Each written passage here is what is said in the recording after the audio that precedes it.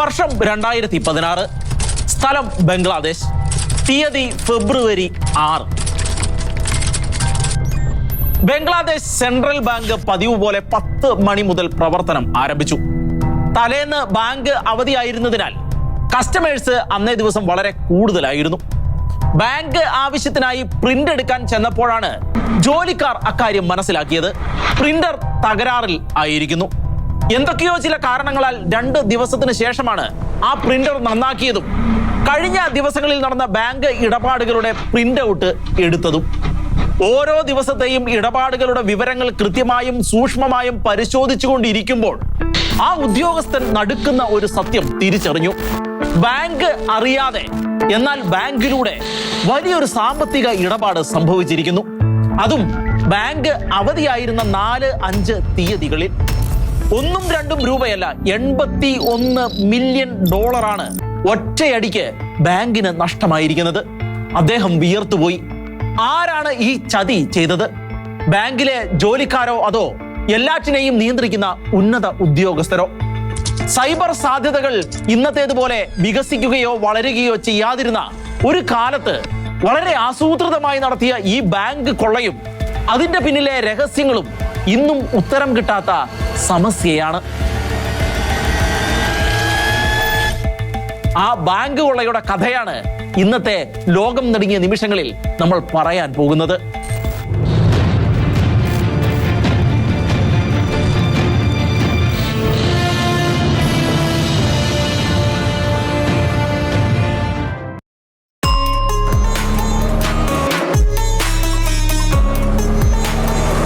ബംഗ്ലാദേശ് കുറഞ്ഞ ഭൂവിസ്തൃതിയും ഉയർന്ന ജനസാന്ദ്രതയും ഉള്ള രാജ്യം. 1,48,460 ചതുരശ്ര കിലോമീറ്റർ ഭൂപ്രദേശമുള്ള ബംഗ്ലാദേശിൽ അധിവസിക്കുന്നത് 17,30,00,000 ജനങ്ങളാണ്.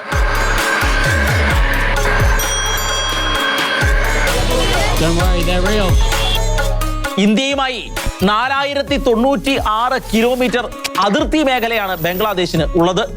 1971 ബംഗ്ലാദേശ് സ്വതന്ത്ര രാജ്യമാകുമ്പോൾ അതിനു പിന്നിൽ ഇന്ത്യയുടെ വിയർപ്പിന്റെയും ഇന്ത്യൻ സൈനികരുടെ ചോരയുടെയും ചരിത്രം കൂടി ഉണ്ടായിരുന്നു.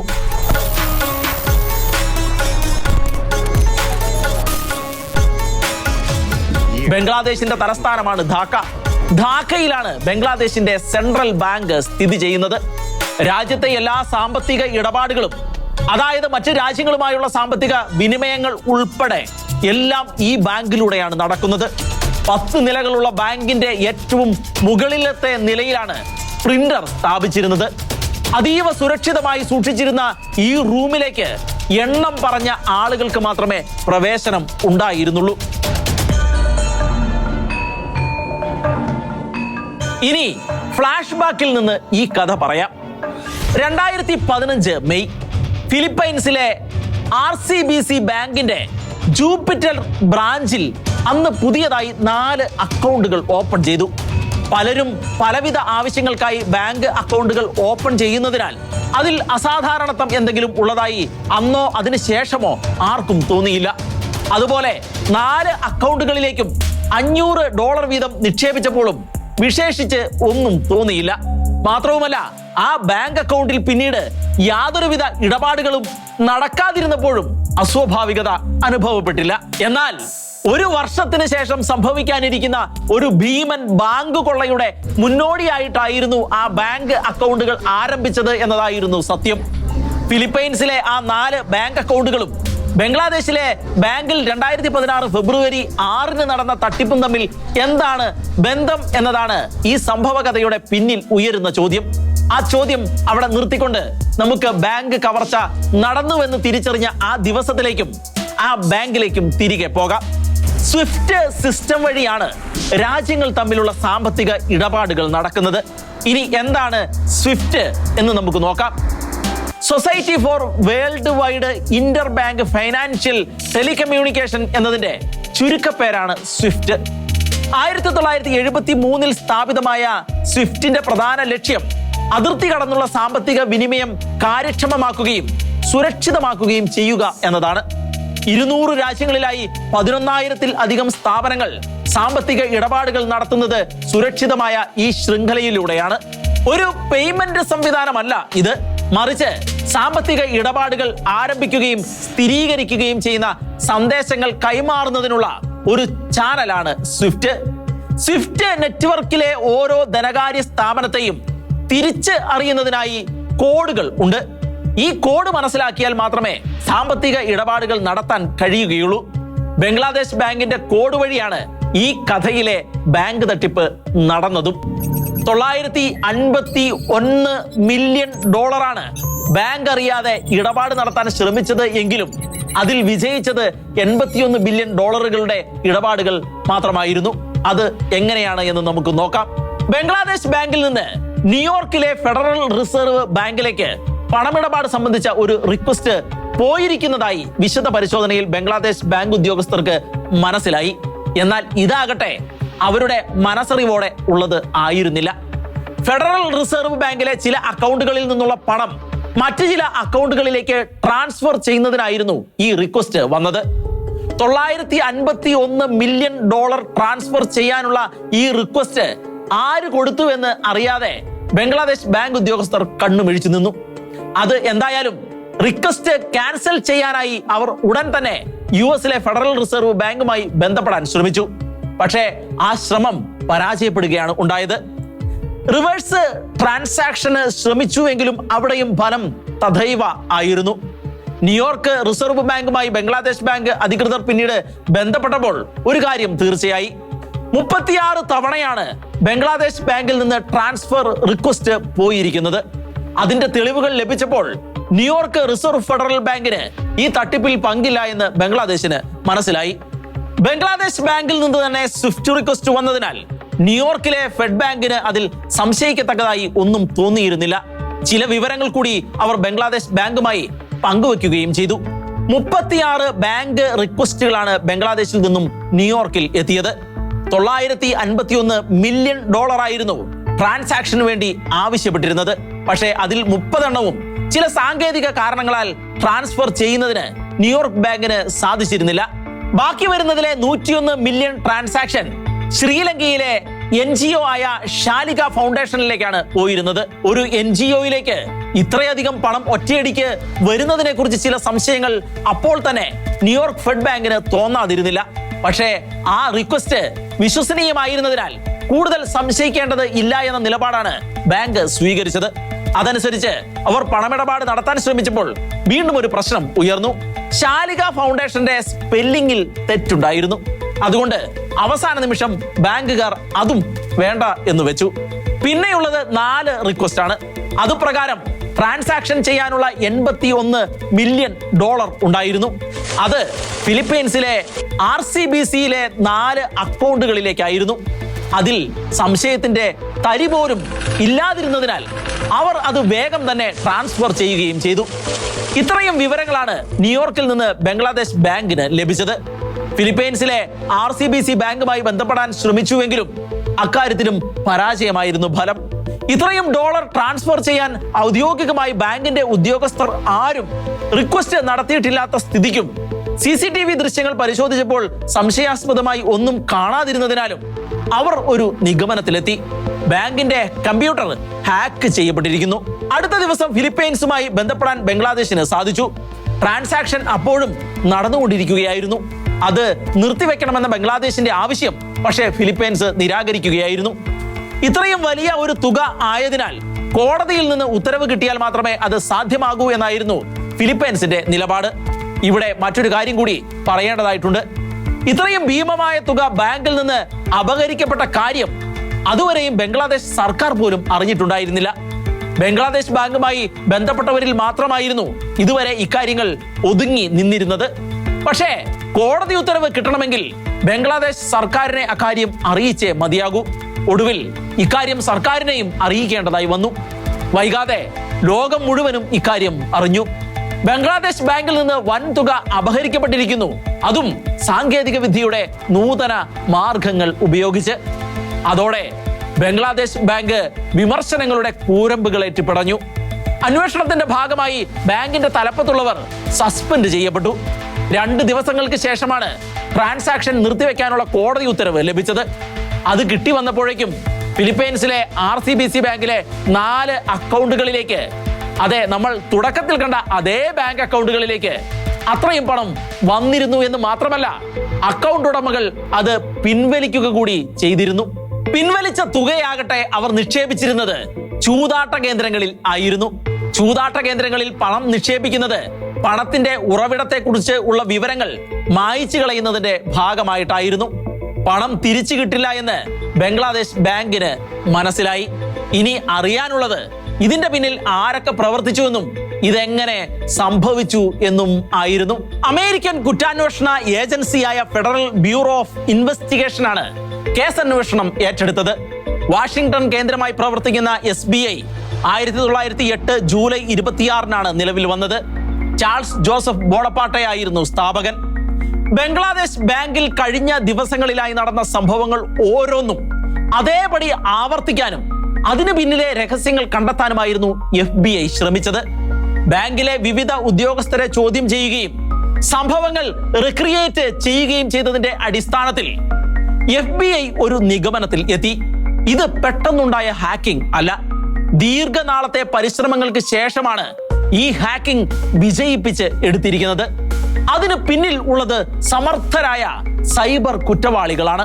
ബംഗ്ലാദേശ് ബാങ്കിൽ നിന്ന് സ്വിഫ്റ്റ് റിക്വസ്റ്റ് പോയത് വ്യാഴാഴ്ച രാത്രിയിൽ ആയിരുന്നു. ഈ സമയം ന്യൂയോർക്കിൽ വ്യാഴാഴ്ച പകലായിരുന്നു. വെള്ളി ശനി ദിവസങ്ങൾ ബാങ്കിനെ സംബന്ധിച്ച് അവധി ദിവസങ്ങളായിരുന്നു. അതുകൊണ്ട് ഹാക്കേഴ്സ് നടത്തിയ ഈ റിക്വസ്റ്റിനെ കുറിച്ച് ബാങ്കുകാർ അറിയുന്നുണ്ടായിരുന്നില്ല. വെള്ളി ശനി ദിവസങ്ങളിലെ അവധിക്ക് ശേഷം ഞായറാഴ്ച ബാങ്കിൽ എത്തിയപ്പോഴാണ് ബംഗ്ലാദേശ് ബാങ്കുകാർ ഇതേക്കുറിച്ച് അറിയുന്നത്. അവർ ഉടനെ തന്നെ ന്യൂയോർക്ക് ഫെഡുമായി ബന്ധപ്പെടാൻ ശ്രമിച്ചുവെങ്കിലും അമേരിക്കയിൽ സ്വാഭാവികമായും ഞായറാഴ്ച അവധിയായത് വിവരങ്ങൾ കൈമാറുന്നതിന് തടസ്സം സൃഷ്ടിച്ചു. പിറ്റേന്ന് തിങ്കളാഴ്ചയാണ് ബംഗ്ലാദേശിന് ന്യൂയോർക്കുമായി ബന്ധപ്പെടാൻ അവസരം ലഭിച്ചത്. ന്യൂയോർക്ക് കൈമാറിയ വിവരം അനുസരിച്ചാണ് പണം ഫിലിപ്പീൻസിലേക്കാണ് കൈമാറിയത് എന്ന് മനസ്സിലാക്കാൻ കഴിയുന്നത്. ഉടൻ തന്നെ ഫിലിപ്പൈൻസുമായി ബന്ധപ്പെടാൻ ശ്രമിച്ചുവെങ്കിലും അന്നേ ദിവസം അവർക്കവിടെ അവധി ദിനം ആയിരുന്നതിനാൽ ആ ശ്രമവും പരാജയപ്പെട്ടു. ഇങ്ങനെ സ്വാഭാവികമായി സംഭവിച്ച കാലതാമസമാണ് ബംഗ്ലാദേശ് ബാങ്ക് കൊള്ളയുടെ പിന്നിലെ യഥാർത്ഥ കുറ്റവാളികളെയും സാഹചര്യങ്ങളെയും കണ്ടെത്തുന്നതിന് തടസ്സം സൃഷ്ടിച്ചത്. എന്നാൽ ഈ കാലതാമസം കുറ്റവാളികൾ ആസൂത്രിതമായി ചെയ്തതായിരുന്നു എന്നതാണ് സത്യം. ബംഗ്ലാദേശിലെ അവധി ദിവസങ്ങളും ന്യൂയോർക്കിലെ അവധി ദിവസങ്ങളും ഫിലിപ്പൈൻസിലെ അവധി ദിവസങ്ങളും കൃത്യമായി മനസ്സിലാക്കിക്കൊണ്ട് തന്നെയായിരുന്നു അവർ ഹാക്കിങ്ങിന് പ്രസ്തുത ദിവസങ്ങൾ തിരഞ്ഞെടുത്തത്. തുടക്കത്തിൽ പറഞ്ഞതുപോലെ അതീവ സുരക്ഷിതമായി സൂക്ഷിച്ചിരിക്കുന്ന ബംഗ്ലാദേശ് ബാങ്കിലെ കമ്പ്യൂട്ടർ എങ്ങനെയാണ് ഹാക്ക് ചെയ്യപ്പെട്ടത് എന്നതിന്റെ പിന്നാലെയായി FBI അന്വേഷണം. സ്വിഫ്റ്റ് സിസ്റ്റവുമായി ലിങ്ക് ചെയ്തിരിക്കുന്ന ഈ കമ്പ്യൂട്ടറുകൾ എങ്ങനെയാണ് ഹാക്ക് ചെയ്യപ്പെടുക എന്ന് ഉദ്യോഗസ്ഥർ എത്ര തലപുകഞ്ഞാലോചിച്ചിട്ടും വ്യക്തമായില്ല. ഒടുവിൽ ആ രഹസ്യം കണ്ടെത്തിയപ്പോൾ ഹാക്കർമാരുടെ കുതന്ത്രങ്ങൾ ഓർത്ത് തലയിൽ കൈവയ്ക്കാനേ ഉദ്യോഗസ്ഥർക്ക് കഴിഞ്ഞുള്ളൂ. വർഷങ്ങൾക്ക് മുൻപേ തന്നെ ഹാക്കേഴ്സ് ബംഗ്ലാദേശ് ബാങ്കിനെ ലക്ഷ്യം വെച്ചിരുന്നു. ഈ ബാങ്കിലെ പണം അപഹരിക്കുക എന്നതിനെ കുറിച്ച് ദീർഘനാളായി അവർ പഠനങ്ങൾ നടത്തിക്കൊണ്ടിരിക്കുകയായിരുന്നു. ആ ആലോചനയ്ക്ക് ഒടുവിലാണ് അവർക്ക് വ്യക്തമായ ഒരു വഴി തെളിഞ്ഞു കിട്ടിയത്. ബംഗ്ലാദേശ് ബാങ്കിലേക്കുള്ള പുതിയതായിട്ടുള്ള ജോലി നിയമനത്തിന്റെ രൂപത്തിലായിരുന്നു അത്. ഒരു ഒഴിവേ ഉണ്ടായിരുന്നുള്ളൂ എങ്കിലും നിരവധി പേരാണ് അപേക്ഷകൾ അയച്ചത്. ഉദ്യോഗാർത്ഥിയായ റാസൽ അലാം എന്ന വ്യക്തിയുടെ ആപ്ലിക്കേഷനൊപ്പം ഒരു സിപ്പ് ഫയൽ അറ്റാച്ച് ചെയ്തിട്ടുണ്ടായിരുന്നു. ബാങ്ക് ഉദ്യോഗസ്ഥൻ തന്റെ സിസ്റ്റത്തിൽ ഇരുന്ന് ഈ ഫയൽ ഓപ്പൺ ചെയ്തപ്പോൾ പ്രത്യേകമായി അതിൽ ഒന്നും കണ്ടിരുന്നില്ല. എന്നാൽ അതിൽ ചില മാൽവെയേഴ്സ് ഉണ്ടായിരുന്നു. ഹാക്കേഴ്സ് നിർമ്മിച്ച മാൽവെയേഴ്സ് ബാങ്ക് ഉദ്യോഗസ്ഥൻ പോലും അറിയാതെ അയാളുടെ സിസ്റ്റത്തിൽ ഇൻസ്റ്റാൾ ചെയ്യപ്പെടുകയായിരുന്നു. ഒരു ഓഫീസിലെ കമ്പ്യൂട്ടറുകൾ പലതും നെറ്റ്വർക്കിലൂടെയാണല്ലോ പ്രവർത്തിക്കുന്നത്. അതുപോലെ സിപ്പ് ഫയൽ ഓപ്പൺ ചെയ്ത ഓഫീസറുടെ കമ്പ്യൂട്ടറുകളിലൂടെ മറ്റ് കമ്പ്യൂട്ടറുകളിലേക്കും ഹാക്കേഴ്സിന് ആക്സസ് കിട്ടുകയായിരുന്നു. അതിന്റെ ഫലമായി ഏറ്റവും ഒടുവിൽ പ്രധാനപ്പെട്ട സ്വിഫ്റ്റ് കമ്പ്യൂട്ടറിലേക്കും പ്രിന്ററിലേക്കും വളരെ വളരെ സാവധാനമായിരുന്നു അവർ ഈ ഓപ്പറേഷൻ നടത്തിക്കൊണ്ടിരുന്നത്. ഒരു സിസ്റ്റത്തിൽ നിന്ന് മറ്റൊരു സിസ്റ്റത്തിലേക്ക് എത്തുമ്പോൾ മാൽവെയറുകൾ നിർവീര്യമാക്കാനും ഹാക്കേഴ്സിന് സാധിച്ചിരുന്നു. അതുകൊണ്ട് തന്നെ ബംഗ്ലാദേശ് ബാങ്ക് ഉദ്യോഗസ്ഥർക്ക് ഇതൊന്നും കണ്ടെത്താനും സാധിച്ചില്ല എന്നുള്ളതാണ് വാസ്തവം. സ്വിഫ്റ്റ് ട്രാൻസാക്ഷൻ നടത്തുന്ന ഏത് വിവരവും അപ്പോൾ തന്നെ പ്രിന്റ് ചെയ്യുന്ന ഒരു പ്രിന്റർ ബാങ്കിൽ ഉള്ളതായിരുന്നു ഹാക്കേഴ്സിന്റെ മുന്നിലെ മറ്റൊരു വെല്ലുവിളി. ഒടുവിൽ പ്രിന്ററിന്റെ സോഫ്റ്റ്വെയർ ഹൈജാക്ക് ചെയ്യാനും അവർക്ക് സാധിക്കുകയുണ്ടായി. സ്വിഫ്റ്റ് സിസ്റ്റത്തിൽ നിന്ന് നേരിട്ടാണ് പ്രിന്റർ പ്രവർത്തിക്കുന്നത്. എന്നാൽ പ്രിന്റർ ഹൈജാക്ക് ചെയ്യപ്പെട്ടതിനെ തുടർന്ന് പ്രിന്ററിന്റെ പ്രവർത്തനത്തിൽ ചില മാറ്റങ്ങൾ സംഭവിച്ചു. പ്രിന്റ് അടിച്ചു വരുമ്പോഴും അതിലെ അക്ഷരങ്ങൾക്ക് തെളിച്ചം ഉണ്ടായിരിക്കുകയില്ല എന്നത് മാത്രമല്ല, പേജ് നമ്പറും കാണിക്കുകയില്ല. തന്മൂലം പ്രിന്റർ തകരാറിലാണെന്ന് ഏതൊരു ആൾക്കും തോന്നുകയുള്ളൂ. FBI-യുടെ അടുത്ത ഘട്ട അന്വേഷണം ഫിലിപ്പീൻസിൽ ആയിരുന്നു. അവിടുത്തെ ബാങ്കിലെത്തി അവർ വിവരങ്ങൾ ശേഖരിച്ചു. വ്യാജ പേരിൽ അക്കൗണ്ട് ഓപ്പൺ ചെയ്ത് അതിലേക്കാണ് അവർ പണം കടത്തിയതെന്ന് FBI മനസ്സിലാക്കിയെങ്കിലും ഈ ഹാക്കിങ്ങിന്റെ പിന്നിൽ ആരാണ് ഉള്ളതെന്ന് മനസ്സിലാക്കാൻ കഴിഞ്ഞില്ല. പരിശോധനയിൽ അവർ സംശയാസ്പദമായി ഒരു IP അഡ്രസ് കണ്ടെത്തി. നോർത്ത് കൊറിയയുടെ IP അഡ്രസ് ആയിരുന്നു അത്. അന്വേഷണം വഴിതെറ്റിക്കാൻ അവർ മനഃപൂർവ്വം അങ്ങനെയൊരു IP അഡ്രസ് ഉപയോഗിച്ചത് ആയിരിക്കുമോ എന്നാണ് FBI ഉദ്യോഗസ്ഥർ ആദ്യം സംശയിച്ചത്. പക്ഷേ കൂടുതൽ അപഗ്രഥന വിധേയമാക്കിയപ്പോൾ കോഡിങ്ങിലും അവർ കൊറിയൻ ഭാഷ കണ്ടെത്തുകയുണ്ടായി. ഈ അന്വേഷണമെല്ലാം ചെന്ന് നിന്നത് ലാസറസ് എന്ന പേരിലുള്ള ഒരു അജ്ഞാത ഹാക്കിംഗ് ഗ്രൂപ്പിൽ ആയിരുന്നു.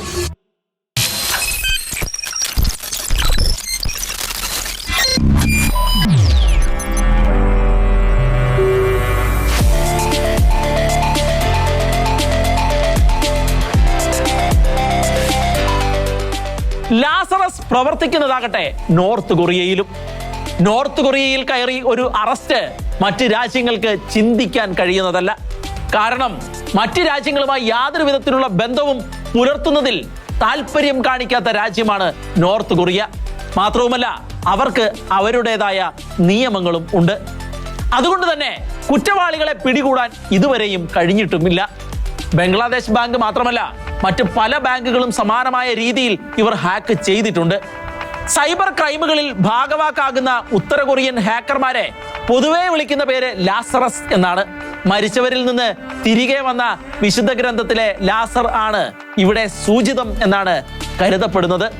നോർത്ത് കൊറിയയുടെ പിന്തുണയോടെയാണ് ലാസറസ് പ്രവർത്തിക്കുന്നത് എന്നാണ് FBI-യുടെ അഭിപ്രായം. ഹാക്കർമാരിൽ പ്രധാനി എന്ന് കരുതപ്പെടുന്ന ഒരാളുടെ ഛായാചിത്രം FBI വരച്ചിട്ടുണ്ട് എങ്കിലും അയാളിലേക്ക് എത്തത്തക്ക വിധത്തിലുള്ള യാതൊരു സൂചനകളും ഇതുവരെയും ലഭിച്ചിട്ടില്ല. പാർക്ക് ജിൻ ഹ്യോങ്, പാക് ജിൻ ഹെക്ക്, പാക് ക്വാങ് ജിൻ എന്നീ പേരുകളിലെല്ലാമാണ് ഇയാൾ അറിയപ്പെടുന്നത്. പകൽ കമ്പ്യൂട്ടർ പ്രോഗ്രാമറും രാത്രിയിൽ ഹാക്കറുമായിട്ടാണ് ഇയാളുടെ ജീവിതമെന്നാണ് ആരോപണം. 2014, 2017 വർഷങ്ങളിൽ ഇയാൾക്കെതിരെ US വർഷങ്ങളോളം ജയിൽ ശിക്ഷ വിധിച്ചിരുന്നു. എങ്കിലും ചൈനയിൽ നിന്ന് ഇയാൾ നോർത്ത് കൊറിയയിലേക്ക് കടന്നിട്ടുണ്ട് എന്നും ഇപ്പോഴും അയാൾ അവിടെ തന്നെ ആണെന്നുമാണ് സ്ഥിരീകരിക്കാത്ത ചില റിപ്പോർട്ടുകൾ സൂചിപ്പിക്കുന്നത്.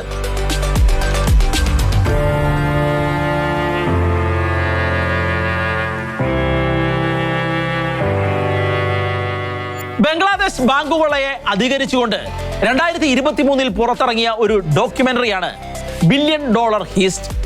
ചരിത്രത്തിലെ ഏറ്റവും വലിയ സാമ്പത്തിക കുറ്റകൃത്യങ്ങളിൽ ഒന്നായിട്ടാണ് ഈ ഡോക്യുമെന്ററിയെ ചലച്ചിത്ര നിരൂപകർ വിശേഷിപ്പിക്കുന്നത്. ഹാക്കിങ്ങിന്റെ അമൂർത്തവും സാങ്കേതികവുമായ പ്രക്രിയയെ തീരെ ലളിതമായി വിശദീകരിക്കാൻ ഈ ഡോക്യുമെന്ററിക്ക് കഴിഞ്ഞിട്ടുണ്ട്. ഡാനിയൽ ഗോർഡൻ ആണ് ചിത്രത്തിന്റെ സംവിധായകൻ.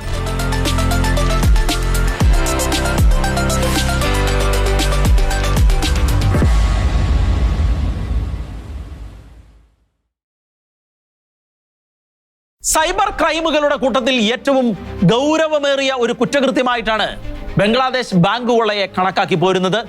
ടെക്നോളജിയെ കൂട്ടുപിടിച്ചുള്ള സൈബർ കുറ്റകൃത്യങ്ങളിലും ഈ കൊള്ള മുൻപിൽ തന്നെയാണ്.